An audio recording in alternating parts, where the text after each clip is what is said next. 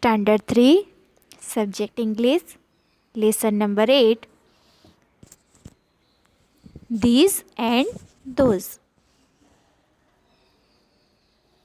અગાઉના વિડીયોમાં આપણે જોઈ ગયા કે these હોય તો તેનું બહુવચન these થાય, that હોય તો તેનું બહુવચન those થાય. These અને that તે બંને એક વચન માટે છે એટલે તેની સાથે is વપરાય, અને these અને those તેની સાથે બહુવચનમાં છે એટલે તેની સાથે આર વપરાય. હવે જ્યારે S, double S, SH, CH, x કે ઓ હોય તો તે સ્પેલિંગની પાછળ ઈએસ લખાય, અને જો S, double S, SH, CH, x કે ઓ ના હોય તો તેની પાછળ માત્ર એસ લખાય, અને બહુવચનમાં કરતી વખતે સ્પેલિંગની આગળ એ કે એન નીકળી જાય. તો હવે આપણે અગાઉ ધીઝ અને ધોઝવાળી ખાલી જગ્યા પૂરી હતી. હવે આપણે વાક્યો બહુવચનમાં કરીશું. ચિત્રો જોઈ વાક્યો વાંચો અને બહુવચનમાં લખો. ચિત્રો જોઈ વાક્યો વાંચો અને બહુવચનમાં લખો. પહેલું અહીંયા એક જ બેન્ચીસ આપી છે. નીચે લખ્યું છે ધીઝ ઇઝ અ બેન્ચ. એક જ બેન્ચીસ આપી છે. નીચે લખ્યું છે ધીઝ ઇઝ અ બેન્ચ, એટલે કે આ બેન્ચીસ છે.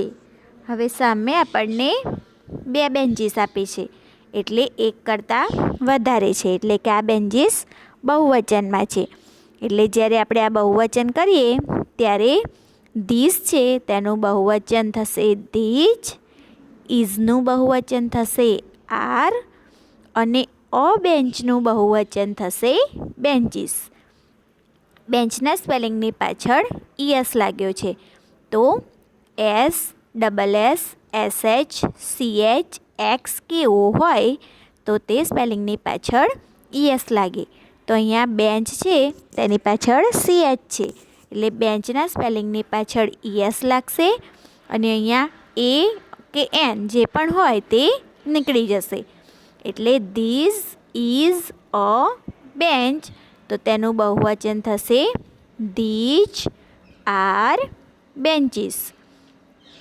ધીઝનું ધીજ, ઇઝનું આર, અને અ બેન્ચનું બેન્ચીસ, એટલે કે આ બેન્ચીસો છે.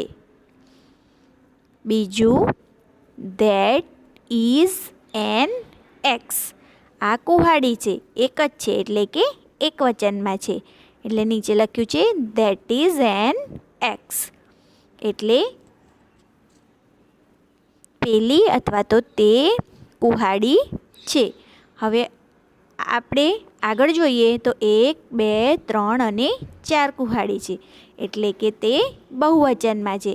એટલે જ્યારે આપણે વાક્યનું બહુવચન કરીએ ત્યારે ધેટનું થશે ધોઝ, ઇઝનું થશે આર, અને એન એક્સનું થશે એક્સિસ. ફરીથી ધેટનું ધોઝ, ઇઝનું આર, અને એન એક્સનું એક્સિસ. હવે અહીંયા એક્સ છે તો તે સ્પેલિંગની પાછળ એસ નથી, ડબલ એસ નથી, એસએચ નથી, સીએચ નથી, એક્સ નથી, અને ઓ પણ નથી. એટલે આપણે એક્સના સ્પેલિંગની પાછળ માત્ર એસ લગાવીશું અને આગળ એ કે એન નીકાળી દઈશું. એટલે ધેટનું થશે ધોઝ, ઇઝનું થશે આર, અને એન એક્સનું થશે એક્સિસ. આગળથી એ કે એન નીકાળી દેવાનો છે. ત્રીજું એટલે ધોઝ આર એક્સિસ તેનું બહુવચન થશે તે કુહાડીઓ છે. ત્રીજું ગ્લાસ છે તો ગ્લાસ ખાલી એક જ છે એટલે કે એક વચનમાં છે. નીચે લખ્યું છે this is a glass. This is a glass એટલે કે આ ગ્લાસ છે અથવા તો આ પ્યાલો છે. તો આપણે બહુવચનમાં જોઈએ તો કેટલી ગ્લાસ છે? 1, 2, 3, 4 અને 5. એટલે આ ગ્લાસો બહુવચનમાં છે. એટલે આપણે ધીઝનું બહુવચન ધીઝ, ધીજ, ઇઝનું બહુવચન આર અને ગ્લાસનું બહુવચન ગ્લાસીસ. ફરીથી ધીઝનું બહુવચન ધીઝ, ઇઝનું બહુવચન આર અને અ ગ્લાસનું બહુવચન ગ્લાસીસ.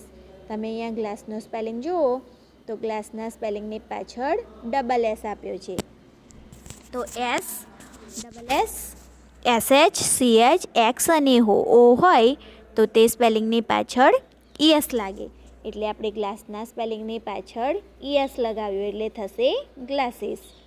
અને આગળથી એ નીકળી જશે એટલે ધીઝનું થશે ધીજ, ઇઝનું આર અને ગ્લાસનું ગ્લાસીસ. એટલે ધીઝ ઇઝ અ ગ્લાસ, તેનું બહુવચન થશે ધીજ આર ગ્લાસીસ. એટલે તે ગ્લાસો છે. નંબર 4, અહીંયા કેરી આપી છે. એક જ કેરી છે એટલે કે 1 મેંગો.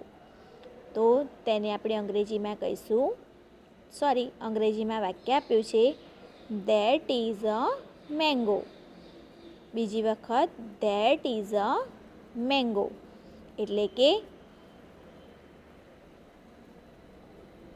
તે કેરી છે. એક જ વચન છે. હવે સામે 1, 2, 3, 4, 5 અને 6 કેરી આપી છે એટલે કે આ બહુવચનમાં છે. એટલે ધેટનું બહુવચન ધોઝ, ઇઝનું બહુવચન આર અને અ મેંગોનું બહુવચન મેંગોઝ. ફરીથી ધેટનું બહુવચન ધોઝ, ઇઝનું આર અને અ મેંગોનું મેંગોઝ. મેંગોના સ્પેલિંગની પાછળ ES લાગ્યો છે. તો અહીંયા તમે જુઓ કે મેંગોના સ્પેલિંગની પાછળ ઓ છે. તો S, double S, SH, CH, X કે ઓ હોય તો ES લાગે અને એ કે એન નીકળી જાય. એટલે ધેટનું થશે ધોઝ, ઇઝનું થશે આર અને મેંગોનું થશે મેંગોઝ. એટલે કે પેલી કેરીઓ છે. તેના પછી અહીંયા પોપટ આપ્યો છે પેરોટ. નીચે વાક્ય છે ધીઝ ઇઝ અ પેરોટ. ફરીથી ધીઝ ઇઝ અ પેરોટ. અને સામે 1, 2 અને 3 પોપટ આપ્યા છે એટલે કે 3 પેરોટ છે. એટલે બહુવચનમાં છે એટલે આપણે તેને પેરોટ્સ કહીશું. હવે ધીઝ ઇઝ અ પેરોટ. તો આનું બહુવચન કરીશું તો ધીઝનું બહુવચન ધીઝ, ઇઝનું બહુવચન આર અને અ પેરોટનું બહુવચન પેરોટ્સ. અહીંયા પેરોટના સ્પેલિંગની પાછળ એસ નથી, ડબલ એસ નથી, SH નથી, CH નથી, X નથી અને ઓ પણ નથી. એટલે આપણે માત્ર પેરોટના સ્પેલિંગની પાછળ એસ લગાવીશું અને આગળ એ કે એન છે તે નીકળી જશે. એટલે ધીઝનું થશે ધીજ, ઇઝનું આર અને અ પેરોટનું પેરોટ્સ. એટલે એક વચનમાં ધીઝ ઇઝ અ પેરોટ એટલે આ પોપટ છે અને ધીઝ આર પેરોટ્સ એટલે આ પોપટો છે. તેના પછી ટોપીનું ચિત્ર છે. એક જ ટોપી છે. નીચે આપણને વાક્ય આપ્યું છે that is a cap. That is a cap. અને સામે 1, 2, 3, 4, 5 અને 6 ટોપી આપી છે એટલે કે બહુવચનમાં છે. એટલે આપણે ધેટનું બહુવચન લખીશું ધોઝ, ઇઝનું બહુવચન લખીશું આર અને અ કેપનું બહુવચન લખીશું કેપ્સ. કેપના સ્પેલિંગની પાછળ એસ લગાવીશું. તો કેવી રીતે એસ લાગ્યો? તો તે સ્પેલિંગની પાછળ એસ નથી, ડબલ એસ નથી, CH નથી, એક્સ નથી અને ઓ પણ નથી. એટલે આપણે કેપના સ્પેલિંગની પાછળ એસ લગાવીશું એટલે થશે કેપ્સ. અને આગળથી એ નીકળી જશે એટલે ધેટનું ધોઝ, ઇઝનું આર અને કેપ કેપનું કેપ્સ. એટલે પેલી ટોપીઓ છે. તેના પછી this is a watch. This is a watch એટલે આ ઘડિયાળ છે. અને સામે આપણને 2 ઘડિયાળ આપી છે એટલે કે એક કરતાં વધારે છે એટલે બહુવચનમાં છે. એટલે આપણે આ વાક્ય ધીઝનું થશે ધીજ, ઇઝનું આર અને અ વોચનું વોચિસ. વોચના સ્પેલિંગની પાછળ S, double S, SH, CH, x અને ઓ હોય તો ES લાગે. તો વોચના સ્પેલિંગની પાછળ CH છે એટલે આપણે તેની પાછળ લગાવીશું ES. અને આગળથી એ નીકળી જાય અને પાછળ આવે ES. એટલે ધીઝનું ધીજ, ઇઝનું આર અને વોચનું વોચિસ. એટલે ધીઝ ઇઝ ધ વોચ, તેનું થશે ધીજ આર વોચિસ. તેના પછી that is a brush. That is a brush એટલે આ એક વચનમાં છે એટલે અહીંયા નીચે લખ્યું છે ધેટ ઇઝ અ બ્રશ. હવે સામે 1, 2, 3 અને 4 બ્રશ છે એટલે કે તે બહુવચનમાં છે. એટલે ધેટનું ધોઝ, ઇઝનું આર અને અ બ્રશનું બ્રશિસ. અહીંયા પણ બ્રશ છે તેની પાછળ SH છે ને S, double S, SH, CH, x કે ઓ હોય તો પાછળ ES લાગે અને એક એન નીકળી જાય. એટલે ધેટનું ધોઝ, ઇઝનું આર અને અ બ્રશનું બ્રશિસ. એટલે કે પેલા બ્રશો છે. અહીંયા આપણને બસનું ચિત્ર આપ્યું છે. બસ એક જ છે એટલે એક વચનમાં છે. નીચે લખ્યું છે ધીઝ ઇઝ અ બસ. સામે 2 બસો છે એટલે ધીઝનું બહુવચન ધીજ, ઇઝનું બહુવચન આર અને અ બસનું બહુવચન બસીસ. બસના સ્પેલિંગની પાછળ પણ ES લાગશે કારણ કે ત્યાં એસ છે. અને S, double S, SH, CH, x કે ઓ હોય તો ES લાગે. એટલે ધીઝનું ધીજ, ઇઝનું આર અને અ બસનું બસીસ. એટલે આ બસો છે.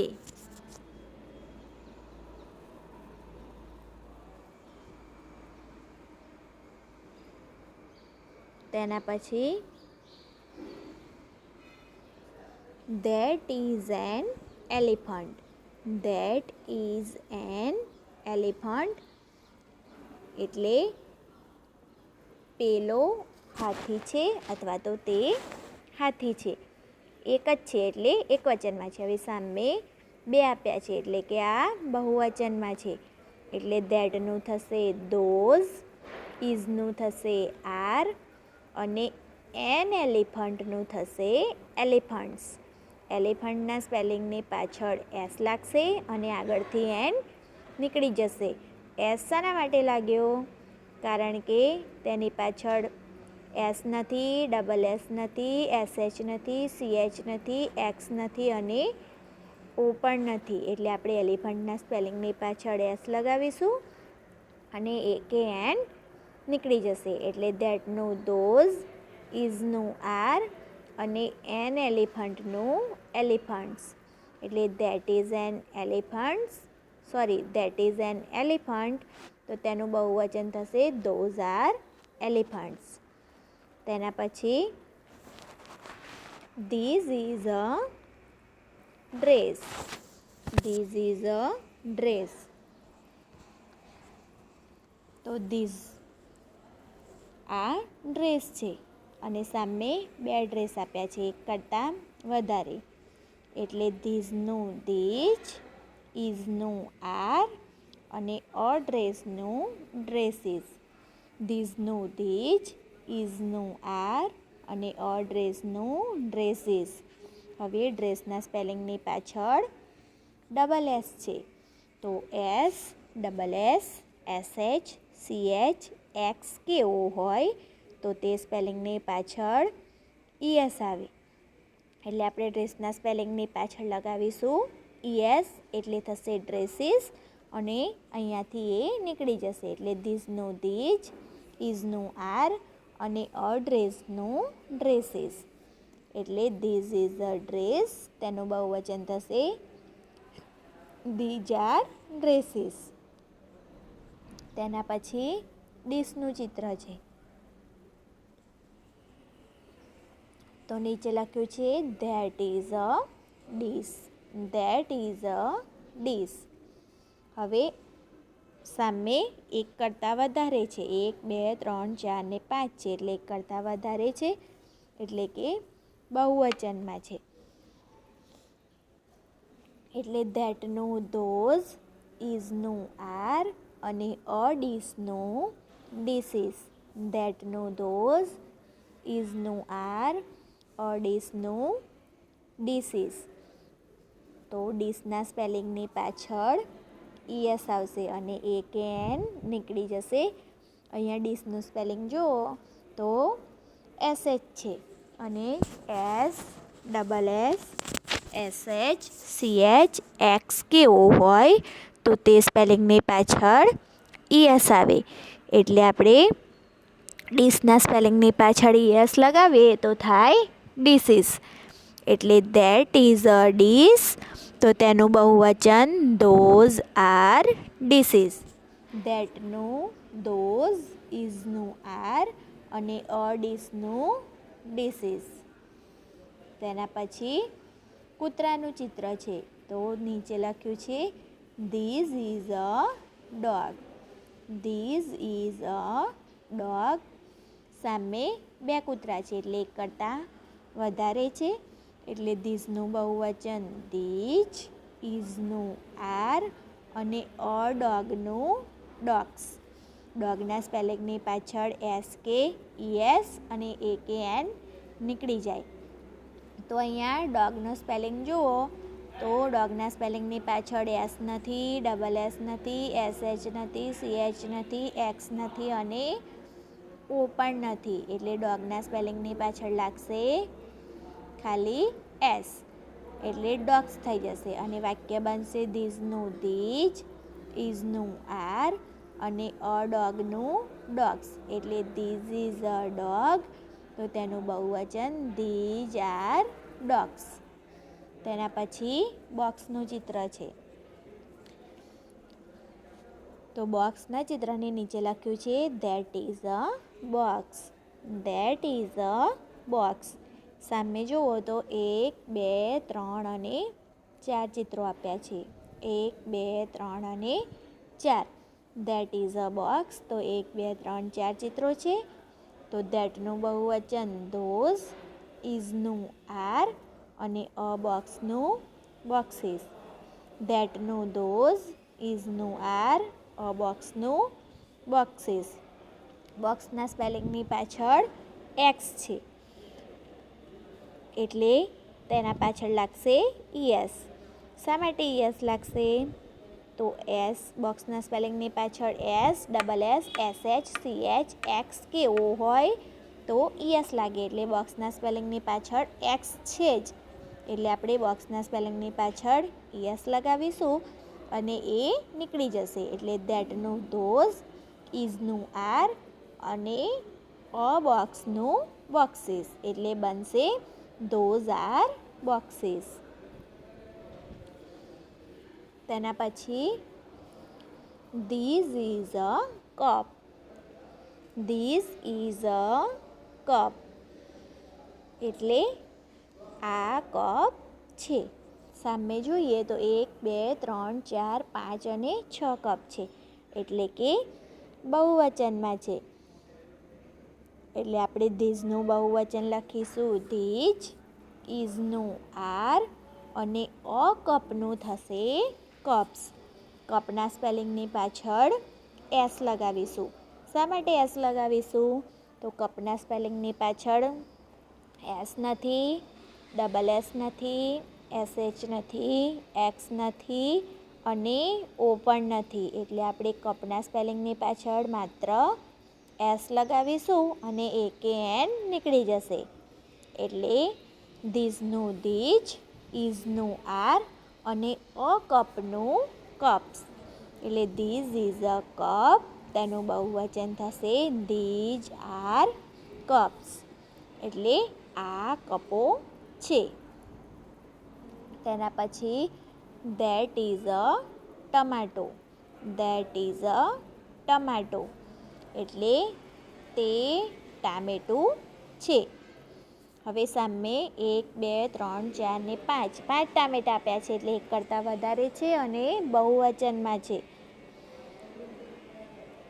એટલે આપણે બહુવચનમાં કરતી વખતે ધેટનું બહુવચન ધોઝ, ઇઝનું આર અને અ ટમાટોનું બહુવચન ટમાટોઝ.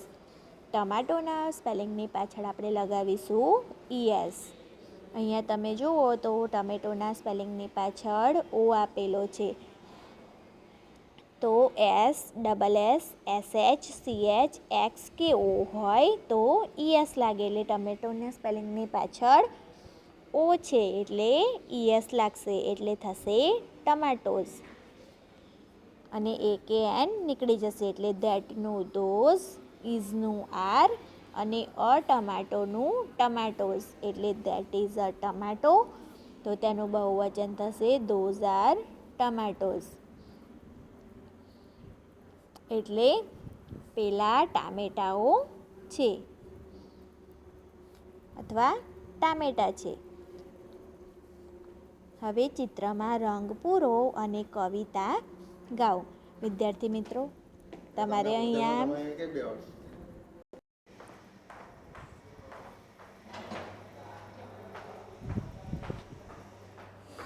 ચિત્રમાં રંગ પૂરો અને કવિતા ગાઓ. તો અહીંયા આપણે ચિત્રમાં રંગ પૂરવાનો. કવિતા hickory dickory dock, hickory dickory dock, the mouse ran up the clock. The mouse ran up the clock. The clock struck 1. The clock struck 1. The mouse ran down. The mouse ran down. Hickory dickory dock. ફરીથી hickory dickory dock. The mouse ran up the clock. The clock struck 1. The mouse ran down. Hickory dickory dock.